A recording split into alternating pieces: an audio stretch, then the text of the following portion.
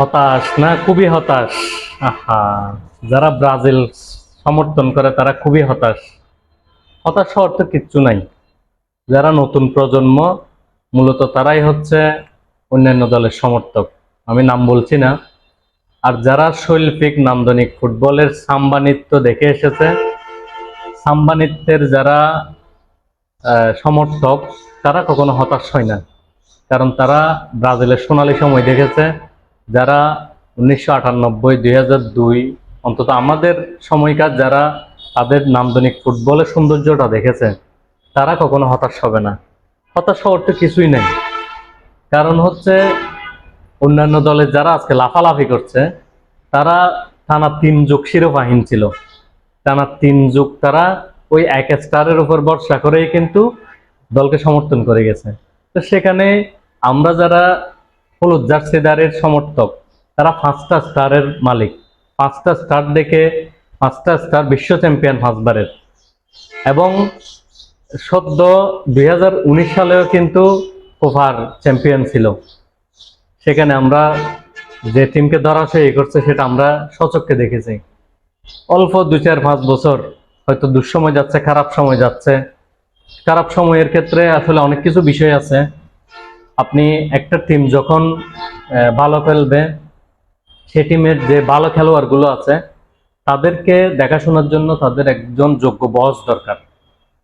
আমার মনে হয় এখন যে কোচ আছে ডরিবল, সে কিন্তু মানে যে মানের প্লেয়ার ব্রাজিল এখন খেলাচ্ছে, সে কোচ না। তাদেরকে সে সুন্দরভাবে তাদের যে রেজাল্ট, যে আউটপুট, সেটা কিন্তু আউটপুটটা সে পাচ্ছে না।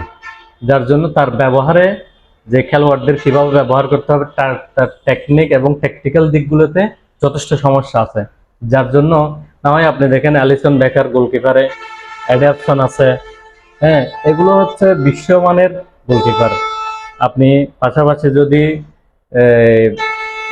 ডিফেন্সে দেখেন, মিডফিল্ডে দেখেন, এবং সবচেয়ে মজার বিষয় হচ্ছে সবচেয়ে দামি এবং অ্যাটাকিং, সবচেয়ে গুরুত্বপূর্ণ যেই অ্যাটাকিং পজিশন, যে স্ট্রাইকার, আপনি বিনি বলেন, রদ্রিগো বলেন, তারপরে মার্টিনেলি বলেন, রাফিনহা বলেন, তারপরে নতুন যে সুপারস্টার এনরিক ফিলিপে, তাহলে এদের মতো প্লেয়ার পাওয়ার পরেও যেখানে তাদের ব্যবহার করতে পারতেছে না, তাহলে এখানে নিশ্চয়ই বসের একটা সমস্যা আছে, সেটার পরিবর্তন দরকার। এবং দুঃসময়ে আমরা যারা সমর্থক আছি, আমরা আছি, নিশ্চয়ই সুন্দরভাবে খুব ভয়ঙ্কর প্রত্যাবর্তন হবে ব্রাজিলের। লিখে রাখেন, খুব ভয়ঙ্কর প্রত্যাবর্তন হবে। এবং সেদিনের অপেক্ষায় থাকলাম। ব্রাজিল নান্দনিক যে ফুটবলের রূপকার, সেটা কখনো হারাবে না। হয়তো খারাপ সময় যাচ্ছে, অপেক্ষা করতে হবে, কিন্তু খুব ভালোভাবে, সুন্দরভাবে ব্রাজিল ফিরে আসবে। এবং নেইমারের জন্য শুভকামনা। নেইমার ফিরে আসলে হয়তো আমরা আবারও সেই পুনঃজাগরণ দেখতে পাবো।